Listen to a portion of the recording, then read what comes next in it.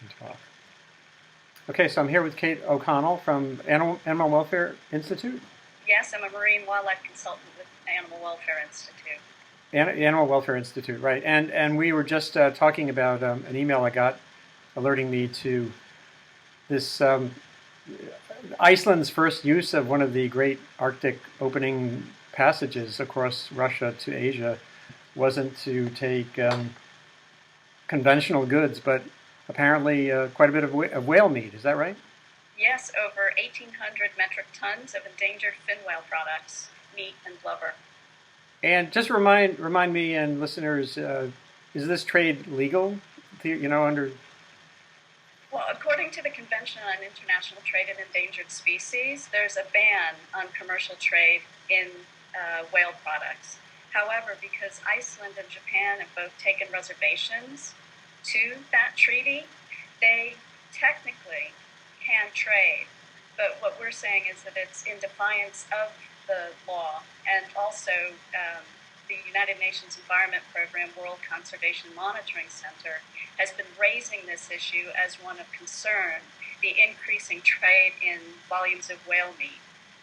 So that alone was something I had already written about, and to me, I am an opinion writer, so I get to vent my opinion, and I think it's kind of nutty for modern countries, prosperous countries, to continue with trade, especially, at least from my understanding, in Japan, as you and others have noted before, the market for this is almost a manufactured thing as well. Yes, and actually I would say in all three of the remaining commercial whaling countries, Iceland, Japan, and Norway, there is very little domestic demand for whale meat at this point. No one really wants it. It's a sort of a passé product. And for example, in Iceland, less than 3% of the public eats whale meat on any kind of a regular basis, and that's defined as once a month. And in Japan, one of the NGOs over there, IUCN, did a great little graphic for us at the last International Whaling Commission meeting, and they showed that the amount of whale meat that's eaten in Japan per capita each year is about the size of half of a Snickers bar. So it's really not anything that anybody is looking to eat right now. Very limited market. And as I've written before, for some whale species, the abundance argument, or the inverse, the rarity argument, isn't necessarily there anymore. But fin whales they are listed in the United States, at least, as is it endangered, or what's their status? Their status under the terms of the IUCN is endangered as well. Right. And we also have it listed here in the United States under the ESA as an endangered species. And, so in other words, whatever your argument might be for, let's say, one of the more common whales, Brides, the Minke, that doesn't seem to hold here. And then we'll talk about the ethics in a minute. Yeah, well, even with the Minke whale right now, which is another species that Iceland is also hunting, there are real severe concerns, in large part due to climate change, but also in terms of whaling. In 2001, when they did a census, an estimate of the population, it was over 40,000.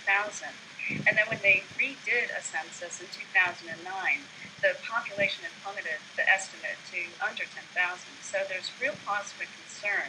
And even Icelandic scientists have recognized the fact that there's prey shifts taking place, that climate change is impacting where these whales are going at any moment. And so even around Iceland, although they've allowed the hunting of Minke whales, they are having a lot of problems finding the Minke whales out there, both the whalers and, of course, the whale watching community. Yeah. One of the biggest ironies here, which I'll include in my post, is that there was a body of science that's recently showed that one other whale species, whatever's happening to ecology overall with the warming Arctic, the gray whales have found roots up there now, so they're moving for the first time since the last warm period between ice ages, a long time, 130,000 years ago. They seem to be migrating from the Pacific Ocean to the Atlantic Ocean, where they had been extinguished, the Atlantic gray whale. So in some way, at least in that way, global warming in the opening Arctic for one whale species seems to be a potential positive. But here you have like the classic inverse case where an opportunity was seen by a whaling country to find a new market route. Exactly. And I mean, in terms of the gray whales, I think one of the more shocking facts is that a gray whale from the Pacific was found and seen off the coast of Israel. I know. That's pretty amazing. Yeah, there was a new study this year doing the genetics where they confirmed that this has happened periodically in geological history and biological history, and it's happening again now for anthropogenic reasons. So, what can people do? Where do they go to find out more? Well, I mean, obviously, you can contact the White House and ask them to try and take some kind of action against Iceland. There's a group called Don't Buy from Icelandic Whalers. It's a coalition of a dozen different organizations from around the world. And at that website, don'tbuyfromicelandicwhalers.com, you can go online. It gives you links to how you can write to the Icelandic ambassador to the United States, how you can also ask seafood companies that might be purchasing purchasing seafood products from a company that's linked to the whaling industry. HB Grande does sell seafood products in the U.S. and Europe, and so you can actually get some kind of information on that website to tell you what kind of actions you can take. But one thing I would also ask is that, the Glacier Conference is going on right now, and it's why we decided as a coalition to run a newspaper ad in the Alaska Dispatch News, calling on the delegates to consider the fact that, as you say, we've got this new sea route over the Arctic that's opening up, and while it might be good for gray whales, it also raises the specter of the fact that there's increased ship traffic through there. And it's what made it possible for the Icelandic whalers to ship this whale meat much more cheaply and quickly than they had been able to do so in the past.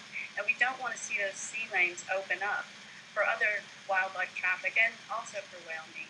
And so if you look at the northern sea route, Russia's northern sea route, this year alone, they received over 640 requests for vessels to transit the northern sea route.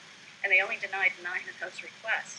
So the amount of cargo traffic going through there is immense, and trying to keep tabs on it is going to be very difficult. A whole new aspect to the opening Arctic. It is. Well, thanks a lot for your time.